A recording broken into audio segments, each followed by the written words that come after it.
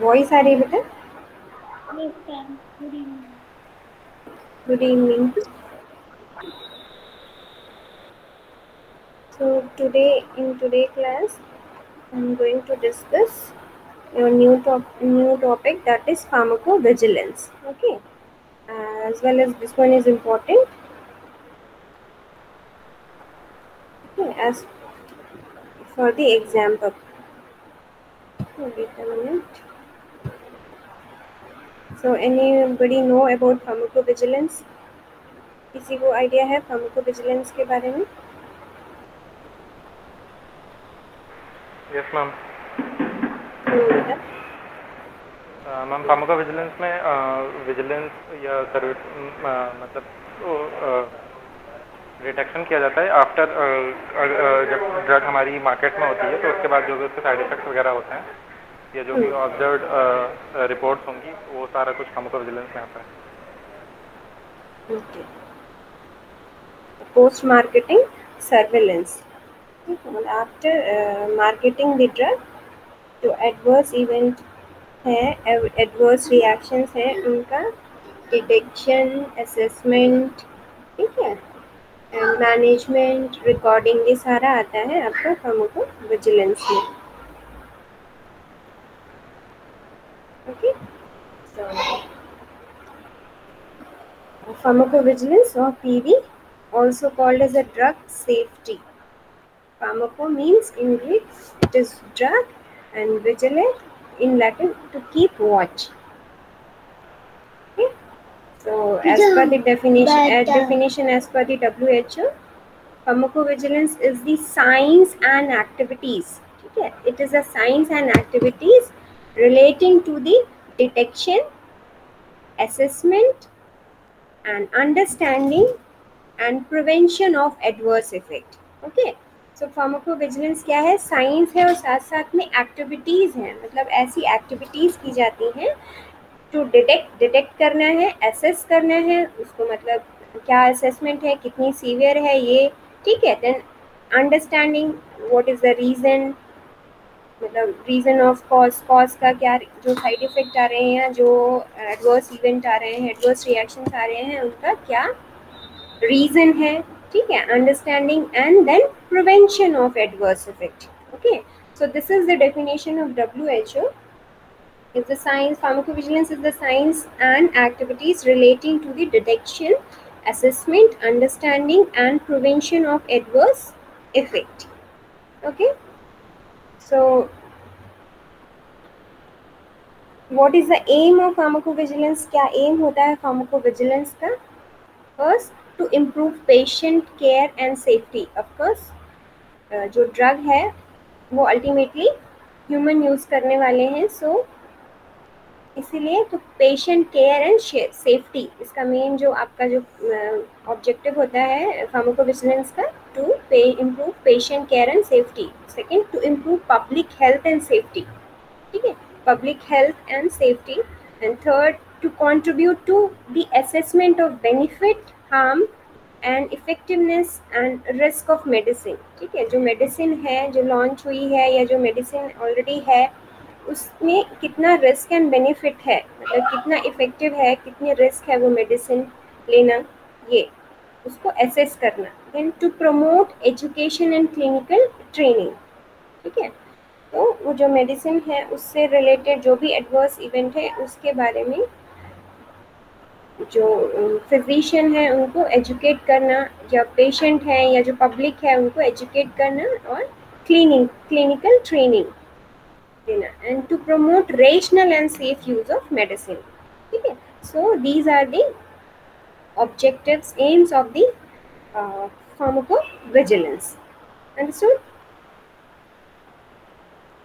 Now responsibilities, क्या responsibilities होती हैं फार्माकोविजिलेंस टीम की? First, timely collection of data, data को कलेक्ट करना है, रिकॉर्डिंग एंड नोटिफिकेशन, ठीक है। तो टाइमली आपको जो भी एडवर्स इफेक्ट है उसको कलेक्ट करना है, डेटा को कलेक्ट करना है, रिकॉर्ड करना है और नोटिफिकेशन देना है। देन एप्रोप्रिएट असेसमेंट, ठीक है, जो भी है अप्रोप्रिएट असेसमेंट, ऐसे जैसे बताया अभी कि कितना सीरियस है वो, डेटा को जो डेटा है वो कंप्लीट है कि नहीं, ये चेक करने के बाद कितना जो एडवर्स इवेंट है वो कितना सीरियस है, कितना वो आपका सीरियस है ह्यूमन पेशेंट्स के लिए या ह्यूमन बीइंग के लिए, वो देखना। Then expected and periodic reporting, then जो भी है जो एडवर्स इवेंट है उसकी पीरियोडिक रिपोर्टिंग करना है। या जो मेडिसिन हैं, जो मेडिसिन की फार्माकोविजिलेंस है उसकी periodic time to time reporting देना है। Okay, then create appropriate structure for communication. Okay, so this pharmacovigilance they will create appropriate structure for communication. Then need of pharmacovigilance. Pharmacovigilance की क्यों जरूरत पड़ी? Because animal toxicology is often not a good predictor for human effect. ठीक है, जैसे कि हम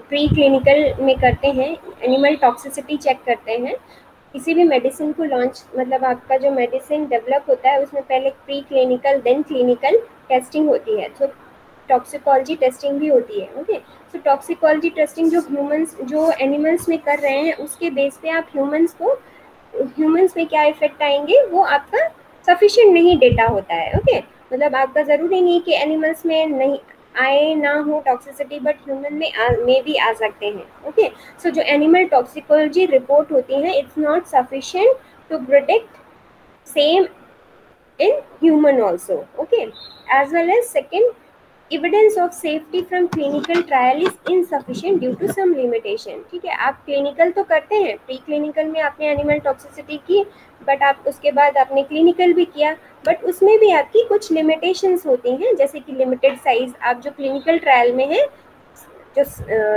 number of patients होते हैं वो लिमिटेड साइज होते हैं, मतलब कम नंबर पे ही आप कर रहे हैं। Narrow population, age and sex specific. ठीक है, समटाइम एज एंड मतलब जो आपका जो क्लिनिकल ट्रायल है वो पर्टिकुलर एज या पर्टिकुलर सेक्स को लेकर ही किया गया होता है। Okay, and then narrow indication. ठीक है, ओनली स्पेसिफिक डिसीज और शॉर्ट ड्यूरेशन, जो आपकी स्टडी है वो शॉर्ट ड्यूरेशन की होती है। ठीक है, so these are the limitations. आप क्लिनिकल ट्रायल तो कर रहे हैं उसमें आपने मगर फिर भी उसकी लिमिटेशंस हैं, इसकी वजह से मे बी बाद में टॉक्सिसिटी इंड्यूस हो सकती है। Okay, so these studies data is not sufficient for the prediction in every individual. ठीक है, हर इंडिविजुअल पे सेम हमें टॉक्सिसिटी मतलब जो ड्रग है आपकी सारी इंडिविजुअल पे सेफ है कि नहीं, ये आप प्री क्लिनिकल या फिर क्लिनिकल के बेस पे प्रेडिक्ट नहीं कर सकते। Okay, so that's why the needs of that this is the need of the pharmacovigilance. ठीक है, इसलिए ज़रूरत पड़ी कि हर इंडिविजुअल एवरी पॉपुलेशन में चेक करने के लिए फार्माकोविजिलेंस जरूरत पड़ी। Then safe use of medication. Of course, safe use of medication is the reason for pharmacovigilance. Then adverse drug reactions are expensive. ठीक है, then promoting rational use of medicines के लिए, then ensuring public confidence. ठीक है, इससे public का confidence भी ensure होता है। Then ethical concern. ठीक है, so these are the reason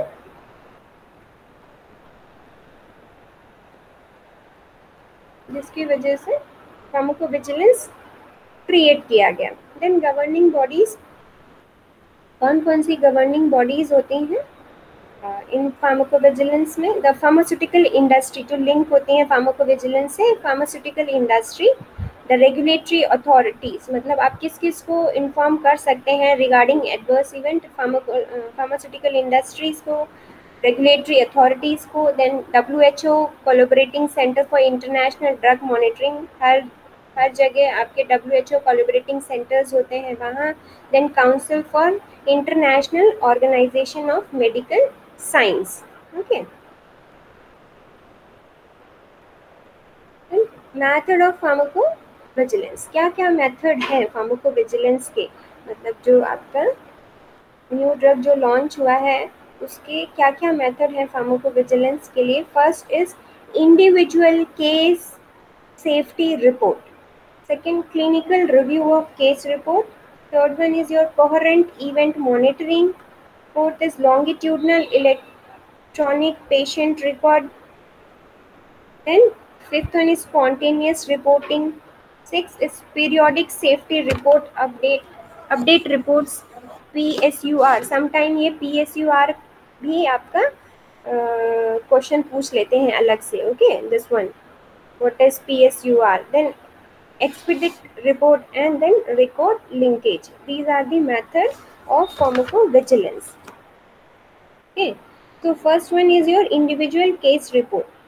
तो इंडिविजुअल केस रिपोर्ट में क्या है कि मतलब जो इंडिविजुअल पेशेंट है वो रिपोर्ट करता है रिगार्डिंग योर अगर उसको कोई सीरियस कोई एडवर्स इवेंट या एडवर्स इफेक्ट ऑब्टेन होते हैं तो क्या है वो डायरेक्टली आपका मतलब इंडिविजुअल जो पेशेंट है वो रिपोर्ट करेगा. आइदर क्या बोलते हैं आइदर आपके जो फिजिशियन है उसको, ठीक है, या फार्मासिस्ट को, ठीक है, तो वो डायरेक्टली करता है. और यूके में एक येलो कार्ड सिस्टम है.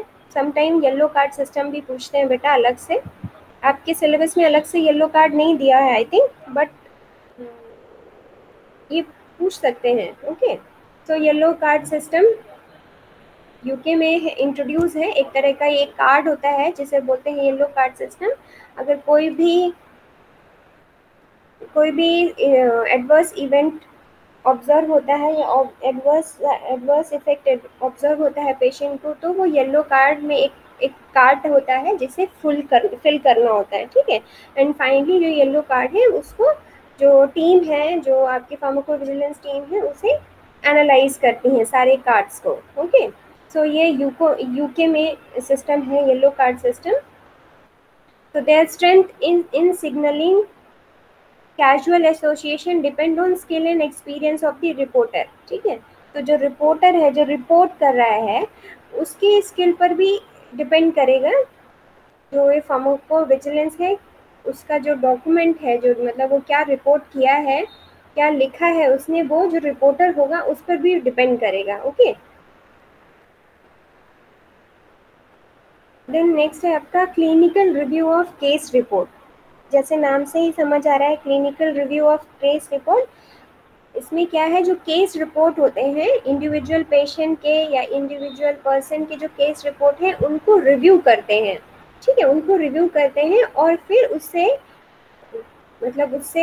देखते हैं कि कोई एडवर्स इवेंट या एडवर्स जो आपका एडवर्स इफेक्ट है वो तो नहीं मिल रहा है. तो क्या है, जो फार्माकोविजिलेंस किसके थ्रू, केस रिपोर्ट के थ्रू. तो ठीक है, जो इसमें है इंडिविजुअल पेशेंट के केस रिपोर्ट को स्टडी करते हैं. Okay, so the quality of report is variable. Large national and international organization collects hundreds of thousands of report each year, every one of which can't possible to reviewed by the available expert. Even if each case would be reviewed, important reporting pattern should be missed. Next है आपका cohort event monitoring. सो ये इसके drawback क्या थे आपके जो individual case report में, ये जो आपका है clinical review of case reports, ये थोड़ा सा इसका ड्रॉबैक क्या है कि मतलब हर एक केस रिपोर्ट को रिव्यू करना पॉसिबल नहीं हो पाता है. अगर पॉसिबल भी है तो उसमें क्या है आपका मतलब जो है इम्पोर्टेंट रिपोर्टिंग पैटर्न, मतलब आपका जो इम्पोर्टेंट पॉइंट है समटाइम वो मिस भी हो सकता है. ओके, क्योंकि सबके इंडिविजुअल सारे इंडिविजुअल के अलग अलग होंगे, तो फाइनली क्या रिपोर्ट करना है ये मिस भी हो सकती है. Okay, next one is your cohort event monitoring. Cohort event monitoring में क्या है आपका, this monitoring system for intensified follow of selected medical product. इसमें क्या करते हैं, कुछ मतलब सेलेक्टेड मेडिकल प्रोडक्ट्स के लिए कुछ सेलेक्टेड नंबर ऑफ पेशेंट्स को फॉलो अप करते हैं. ठीक है, उनका जो ट्रीटमेंट शेड्यूल है उसको फॉलो अप करेंगे. ठीक है, और फॉलो अप में फॉलो अप करते हैं कि कोई एडवर्स इवेंट या मतलब कोई एडवर्स इफेक्ट तो नहीं ऑब्टेन्ड हो रहा है. तो इसमें क्या है, मेडिकल कुछ स्पेसिफिक मेडिकल प्रोडक्ट्स को लेके उनका जो ट्रीटमेंट चल रहा है, जो पेशेंट्स हैं उनके जो ट्रीटमेंट चल रहा है उसको फॉलो अप करेंगे कोहार्ट मेडिकल मॉनिटरिंग में। Okay, cohort event monitoring system में। इसका लिमिटेशन क्या, the main limitations are its restriction to small subset of medical product. ठीक है, तो आप सारे जो मेडिकल प्रोडक्ट्स हैं उनकी उनको फॉलो अप नहीं कर सकते ना सभी को। ठीक है, इसलिए इसका लिमिटेशन क्या है, इट्स रिस्ट्रिक्शन टू, मतलब आप एक small number of medical products के ही कोई मतलब फॉलो अप कर सकते हैं। नए फ्लैट्स में तो आए The relatively small as well as the relatively small fraction of population covered। ठीक है, एक तो आप मेडिकल मतलब सारे प्रोडक्ट्स का फॉलो अप नहीं कर सकते, ऊपर से आप सारे जो पॉपुलेशन है उसको नहीं कर सकते, मतलब कुछ फ्रैक्शन ऑफ पॉपुलेशन को ही फॉलो अप कर पाएंगे। सो this is the limitation of cohort event monitoring. Okay, next is your longitudinal electronic patient record. ठीक है, तो इसमें क्या है, इलेक्ट्रॉनिक पेशेंट रिकॉर्ड मतलब इसमें इलेक्ट्रॉनिकली मतलब आपका कंप्यूटराइज सिस्टम होता है, उसमें फिजिशियन को जितनी बार भी जो पेशेंट है फिजिशियन के पास जाएगा दिखाने के लिए, तो उसमें फिजिशियन अपने कंप्यूटराइज डेटाबेस में उसका जो सारा जो हिस्ट्री है, पेशेंट नेम, कौन सी डोज है, क्या ले रहा है, कितना ले रहा है, ठीक है, या कोई अदर एडिशनल मेडिसिन ले रहा है कि नहीं, सारा जो इन्फॉर्मेशन है वो फिजिशियन स्टोर करता रहेगा। ठीक है, और बाद में उसी को बाद में क्या है एनालाइज करके फिर डिटरमाइन करते हैं इफ एनी कोई अदर एडवर्स इवेंट, या फिर उसको डिटरमाइन करेंगे बाय एनालाइजिंग दी जो आपका पूरा जो कंप्यूटराइज डेटाबेस इंफॉर्मेशन है उससे। ठीक है, सो it is extremely valuable but under used. ठीक है, ये वैल्यूएबल है बट यूज बहुत कम होता है, under use. They cover large population, provided detailed information on both exposed and unexposed patient. Okay, so information is extracted directly from the computer system in which the physician store the patient data। ठीक है, जैसे बताया कि जो physician है वो patient data को store करता रहता है, फिर उससे इंफॉर्मेशन को एक्सट्रैक्ट करते हैं। ओके, देन प्राइवेसी प्रोटेक्शन, इस मेथड में privacy protection for patient and physician is utmost important. ठीक है, फिजिशियन को भी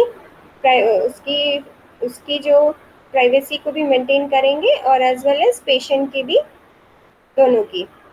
अंडरस्टूड? तो this one is extremely useful but not in use so much. Okay, next one is your spontaneous reporting. आपकी क्या है, spontaneous reporting. The reporting might be directly to the company. इसमें spontaneous reporting नाम से समझ आ रहा है आपको डायरेक्टली रिपोर्ट करना है, तुरंत रिपोर्ट करना है, और ये report directly to the company, जिस कंपनी की जो आप ड्रग ले रहे हैं, जो मैन्युफैक्चर कर रही है, उसको आप डायरेक्टली कांटेक्ट कर सकते हैं। So the reporting might be directly to the company और it could be regulatory authority, या फिर आप डायरेक्टली फार्माकोविजिलेंस की जो रेगुलेटरी अथॉरिटी है उसको आप डायरेक्टली कांटेक्ट कर सकते हैं। जैसे एम्स, मतलब बहुत जो सेंटर्स होते हैं उनमें आपके फार्माकोविजिलेंस सेंटर होते हैं, जैसे एम्स में है, गाजियाबाद में जो फार्माकोविजिलेंस आईपीसी है ना, IPC Indian that is Indian pharmacopoeia, not pharmacovigilance का है एक वहाँ पर। ओके, सो ऐसे आपके अलग अलग जो सेंटर्स हैं, जो मेडिकल जो आपके हॉस्पिटल्स हैं, जो गवर्नमेंट हॉस्पिटल्स हैं, उनमें फार्माकोविजिलेंस सेंटर होते हैं, आप डायरेक्टली वहाँ पर कांटेक्ट कर सकते हैं या डायरेक्टली कंपनी को रिपोर्ट कर सकते हैं। Okay, so this is spontaneous reporting. And इसका क्या है, main limitation is under reporting. ठीक है, अंडर रिपोर्टिंग होता है। However their main purpose is not the quantification of frequency but identification.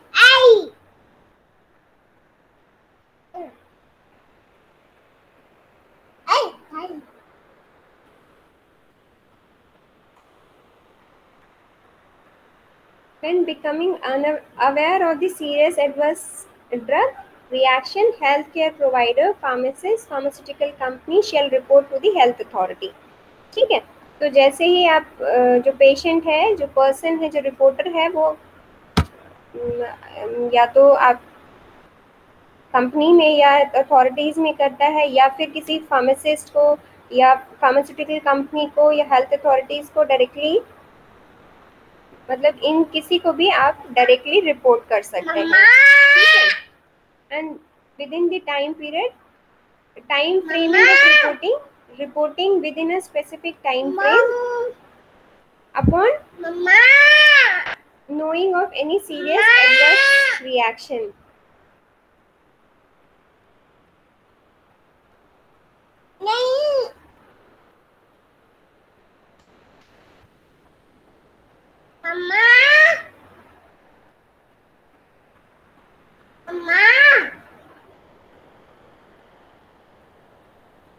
Okay, so this is your spontaneous reporting.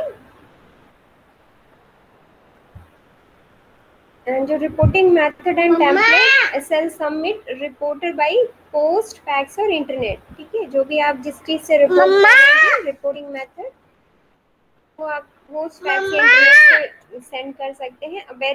Verbal reporting is also acceptable, अगर आप verbally दे रहे हैं वो भी अर्जेंट सिचुएशन में वो भी एक्सेप्टेबल होती है, but before the deadline. But आपको कम रिटन सबमिशन, मतलब आपको बाद में रिटन सबमिट करना होता है बिफोर द डेडलाइन, ठीक है।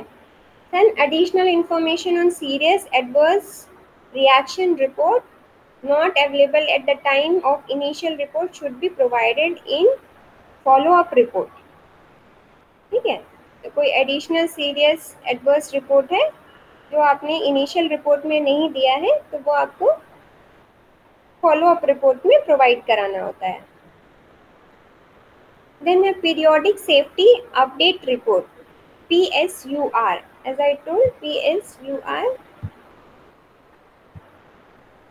So this is pre-marketing clinical trial may not be sufficient or reflect the product safety profile. So therefore medically advanced countries impose the post-marketing drug safety monitoring period on new drug, ठीक है। तो जो आपने marketing से पहले जो clinical trial किया है, वो एज आई टोल्ड कि वो सफिशिएंट नहीं होता है किसी भी ड्रग की सेफ्टी प्रोफाइल के लिए, ठीक है। आपकी एक ड्रग है, 1, 2, 3 तीनों फेज पार कर लिए उसने, कोई भी साइड इफेक्ट, मतलब कोई भी उसका जो एडवर्स इवेंट था वो नहीं, कोई भी सीरियस एडवर्स इवेंट नहीं आपको ऑब्टेन हुआ है, बट दैट डजंट मीन कि वो फाइनली आपका सेफ है, ठीक है। तो इसलिए जो कंट्रीज़ हैं, उन्होंने जो एडवांस कंट्रीज़ हैं, उन्होंने क्या एक बना रखा है, post marketing drug safety monitoring period और न्यू ड्रग। कोई न्यू ड्रग है उसके लिए एक टाइम पीरियड बनाया हुआ है, जिसमें कि जो लाइसेंसिंग होल्डर्स हैं, जो आपके मैन्युफैक्चरर हैं, उनको क्या करना होता है, रिपोर्ट भेजनी होती है टाइम टू टाइम उस ड्रग के बारे में, उस ड्रग से रिलेटेड इंफॉर्मेशन भेजनी होती है, वेदर वो ड्रग की एडवर्स इवेंट ऑब्टेन हुई हो या ना हुई हो, उससे रिलेटेड इंफॉर्मेशन, उस ड्रग से रिलेटेड इंफॉर्मेशन आपको टाइम पीरियड में सेंड करनी होती है to the health authorities. Okay, so license holder shall proactively collect post marketing safety data. जो भी आपकी न्यू ड्रग है, वो क्या करेंगे, जो लाइसेंस होल्डर्स हैं वो उस पर्टिकुलर ड्रग की मार्केटिंग, मतलब पोस्ट मार्केटिंग सेफ्टी डेटा को कलेक्ट करेंगे, इन्फॉर्म करेंगे, देन PSUR प्रिपेयर करेंगे, एक रिपोर्ट को प्रिपेयर करेंगे और सबमिट करते हैं हेल्थ अथॉरिटीज को related to the safety of that particular drug. Okay, so according to the regulation of medicinal product under safety monitoring, if pharmaceutical company fails to submit PSUR as required, then health authority may reassess the safety of the concerned product. Okay,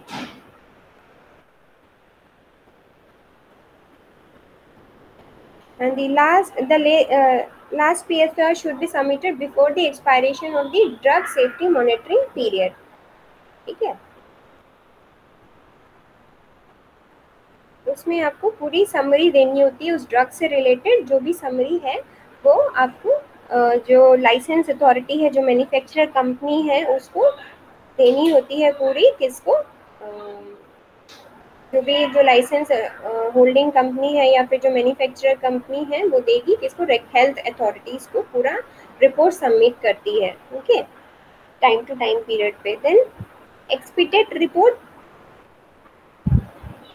if there has been spontaneous reporting of a suspected area to a pharmaceutical company, there are a legal obligation on the company to report serious reactions within a specific time frame to the regulatory authorities. ठीक है, अगर जो adverse event, suspected adverse drug reactions report किए गए हैं company को, तो company को फिर कंपनी को वो आपके जो भी रिपोर्टेड एडवर्स रिएक्शंस हैं स्पेसिफिक टाइम पीरियड पे रेगुलेटरी अथॉरिटीज़ को सबमिट करने होते हैं।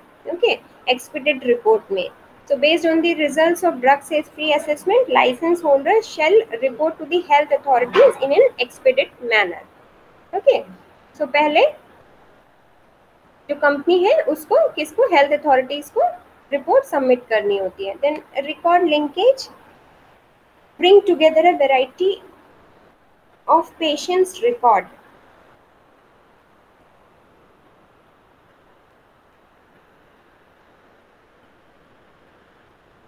इसमें क्या है आपके ब्रिंग रिकॉर्ड लिंकेज में जो specific example is prescription event monitoring scheme.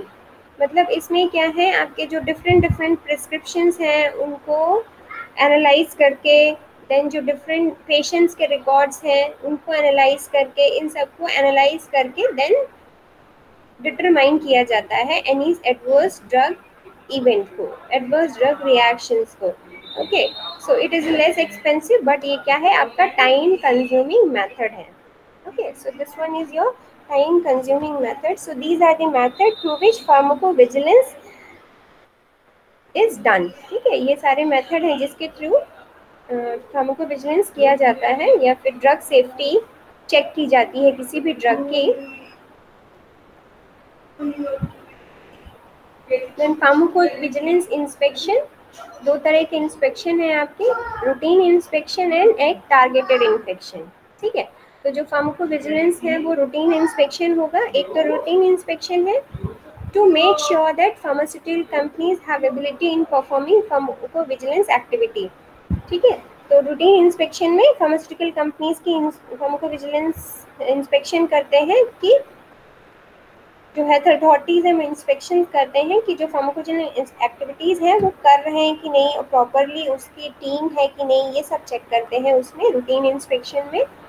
Report उनका जो उनका मेथड है, जो उनका सिस्टम है वो कैसा है, क्या है, ये सारा चेक करते हैं। दूसरा है आपका टारगेटेड इंस्पेक्शन, तो वो तो रूटीनली है। दूसरा एक टारगेटेड इंस्पेक्शन टारगेटेड से नाम से ही समझ आ रहा है, टारगेट। ठीक है, सो इसमें दो तरह से आपका inspection irrelevant to drug safety. पहला inspection irrelevant to drug safety से रिलेवेंट नहीं है, ये चेक करना है कि that company that have not been inspected, उनको उन कंपनीज जो जिनका इंस्पेक्शन नहीं हुआ है रिलेटेड टू फार्माकोविजिलेंस, उनका inspection. Then companies that launch their first product. Okay, जो फर्स्ट प्रोडक्ट जिसने लॉन्च किया है उनका inspection. And companies which are newly merged. ठीक है, जो न्यूली मर्ज्ड हुई हैं उनका। ठीक है, तो ये है आपका इररिलेवेंट टू ड्रग सेफ्टी, मतलब ड्रग सेफ्टी से पर्टिकुलर ड्रग की सेफ्टी से रिलेवेंट नहीं है, बट इंस्पेक्शन कर रहे हैं ये सब चीज़, क्योंकि वो पहली बार प्रोडक्ट अपना लॉन्च कर रही है, पहली बार उसको इंस्पेक्ट किया जा रहा है, या फिर जो पहली कंपनीज मर्ज हुई हैं तो उनका इंस्पेक्शन है। दूसरा है inspection relevant to drug safety. Okay, तो this is the targeted inspection में दूसरा कौन सा है, मतलब टारगेट पर्टिकुलर ड्रग की सेफ्टी को लेके कर रहे हैं inspection. So companies that delay और fail to take their obligations on safety monitoring, उनका करेंगे। Then companies that delay to submit और और submit incomplete periodic safety update report. ठीक है, तो जिसने इनकम्प्लीट सबमिट किया है या सबमिट लेट से सबमिट किया है तो उन कंपनीज का इंस्पेक्शन करते हैं। Then companies that fail to report drug safety related issue. ठीक है, जो आपकी ड्रग विड्रॉल है या फिर विदाउट रिपोर्टिंग, ड्रग को विड्रॉ कर लिया विदाउट रिपोर्टिंग, ठीक है, इस टाइप की जो है उन कंपनीज का भी इंस्पेक्शन करते हैं। ओके,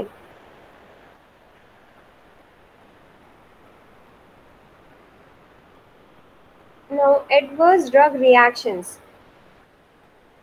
एडवर्स ड्रग रिएक्शंस, ये भी आपका डिफरेंट एडवर्स ड्रग रिएक्शंस क्या है, उनकी definitions and then methods of reporting. ठीक है, ये सारा अभी इसमें ही आ जाएगा आपका फार्माकोविजिलेंस में। So adverse drug reactions, adverse event reporting comprises 4 element. आपके जो कौन कौन से होते हैं रिपोर्टिंग में, एडवर्स ड्रग रिएक्शन की रिपोर्टिंग में कौन कौन से? एन आइडेंटिफाइड पेशेंट, एक तो पेशेंट होगा, an identifiable reporter, the person who is reporting. ठीक है, एंड अ सस्पेक्टेड ड्रग। ठीक है, जिस ड्रग को लेकर रिपोर्ट किया गया है, and a suspected adverse event. ठीक है, what is the adverse event, क्या एडवर्स इवेंट है वो। ओके, सो ये है आपके मतलब ये 4 चीजें 4 चीजें होती हैं एडवर्स इवेंट रिपोर्टिंग में।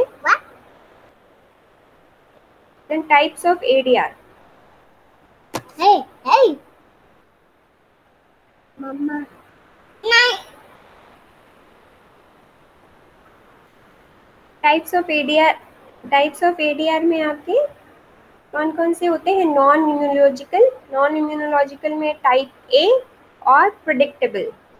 ये आपने कॉलेजी में भी पढ़ा था, कॉलेजी में पढ़ा है ना, बी फार्म में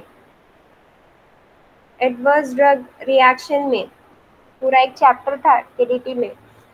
तो 2 तरीके से हैं, नॉन इम्यूनोलॉजिकल में टाइप ए और प्रिडिक्टेबल, मतलब जो आप प्रिडिक्ट कर सकें, what is the reason, what is the cause.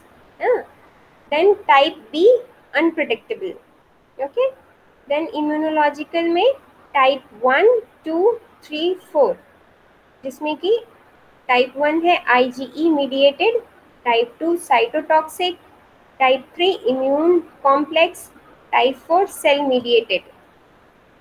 ठीक है, एंड देन मिसलेनियस में है Jarisch Herxheimer reaction, then infectious mononucleosis. ठीक है, ये सारे आपके एडवर्स ड्रग रिएक्शंस होते हैं। These are the types of adverse drug reactions. तो आपका जो पहला है नॉन इम्यूनोलॉजिकल या फिर टाइप 1 और टाइप ए और प्रेडिक्टेबल, इसमें कौन कौन से होते हैं आपके? Side effect, secondary effect, toxic effect, mutagenicity, carcinogenicity, drug interactions, teratogenicity, non immunological activity of effector pathway, then exacerbation of disease, metabolic alteration, drug induced chromosomal damage and effect on spermatogenesis। ये सारे आपके थे जो predictable हैं। And unpredictable में आपके कौन कौन से आते हैं? Intolerance and idiosyncrasy. Okay, intolerance and idiosyncrasy comes under your unpredictable. Understood?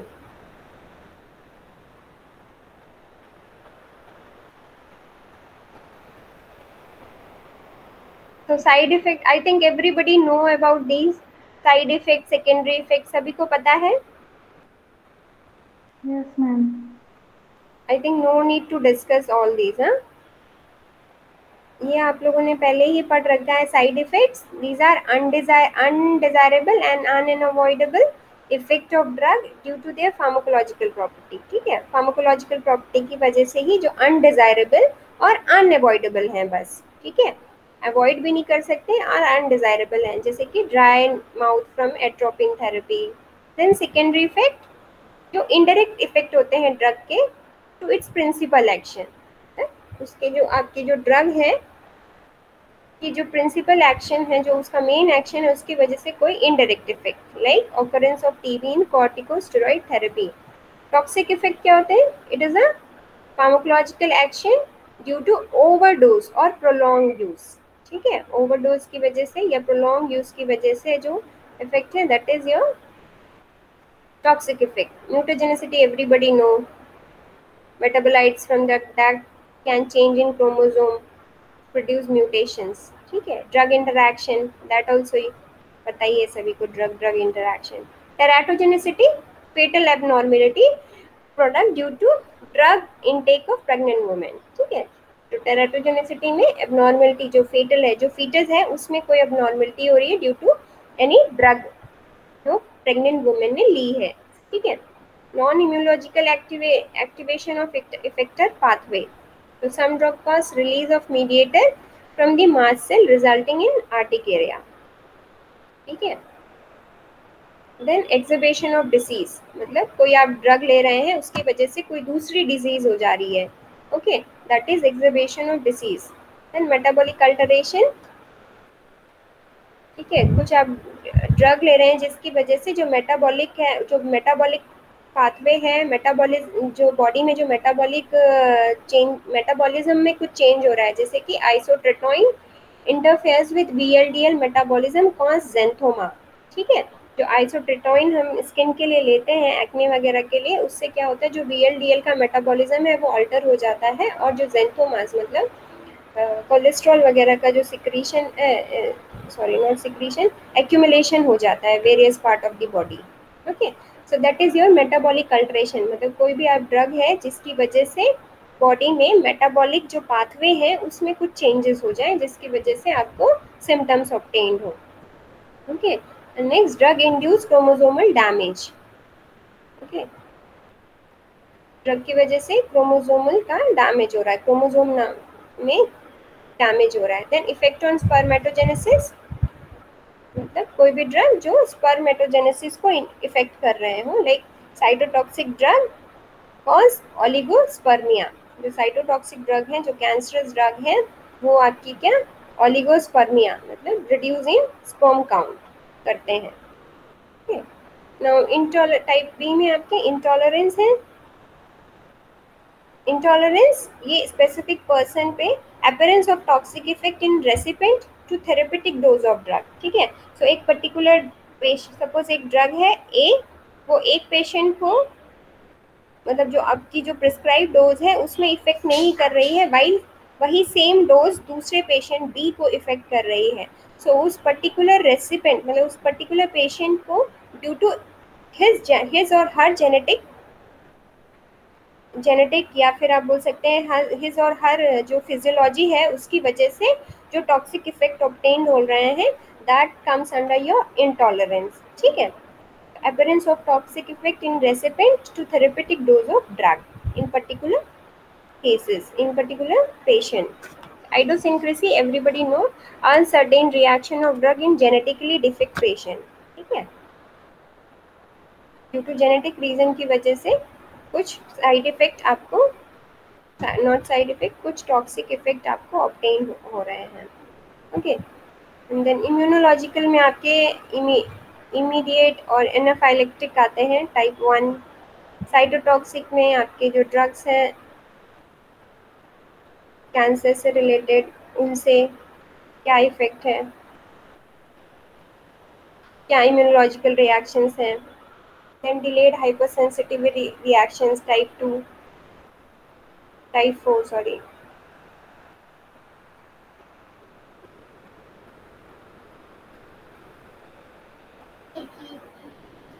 So these are the adverse, various adverse drug event, adverse drug reactions, okay.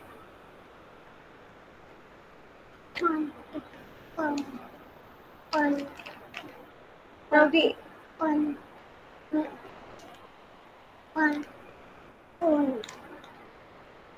Now the step of ADR monitoring. क्या क्या है step, क्या क्या steps होते हैं ADR monitoring में? सबसे पहला आइडेंटिफाइंग एडवर्स ड्रग रिएक्शन, पहले एडवर्स ड्रग रिएक्शन को आइडेंटिफाई करना है, ठीक है। दूसरा एसेसिंग कैजुअलिटी, देन चेक करना है कि कितना सीरियस है, कितना आपका कितना मतलब सीवियर है, ये चीज को एसेस करना है, ठीक है। Then documentation of ADR, then उसी चीज को आपको डॉक्यूमेंट करना है। Then reporting serious adverse reactions to PV centre और ADR रेगुलेटरी अथॉरिटीज, ठीक है। जो आपके वेरियस रेगुलेटरी अथॉरिटीज है या जो PV सेंटर्स हैं, फार्माकोविजिलेंस सेंटर्स हैं, उनको रिपोर्ट करना है, ठीक है। So this was the regarding pharmacovigilance. Tomorrow we will continue with the same topic. Okay. पूछना है किसी को बेटा?